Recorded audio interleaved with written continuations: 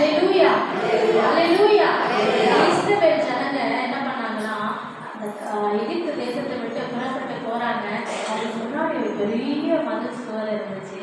அதுக்கு பேர் எரிகோன்னு பேரு. அவங்க என்ன பண்ணாங்க, போய் சண்டை போடல. அந்த எரிகோ மக்கள் கிட்ட போய் என்ன பண்ணல, சண்டை போடல. அவங்கள ஜெயிக்கிறதுக்கு வேற எந்த யுக்தியும் கையாளல. அவங்க கையாண்ட ஒரே ஒரு ஆயுதத்துக்கு துதின்னு பேர்.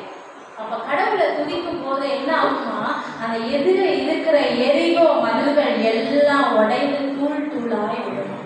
இன்னைக்கு நமக்கு எதிராக பிசாசு எப்படிப்பட்ட ஒரு மதில் சுவரை வச்சிருந்தாலும் இதுக்கு எல்லாவற்றையும் தூள் தூளா ஆண்டவர் என்ன செய்யறாரு, உடைத்து கொண்டிருக்கிறார். நீங்க எந்த சூழ்நிலையில இருக்கிறனாலும் நீங்க வந்திருக்கலாம். ஆனா இங்க இருந்து போகும்போது அதுக்கு ஒரு விடுதலையை பெற்றுக்கொண்டுதான் போக போறீங்க. ஆமென் ஆமென்.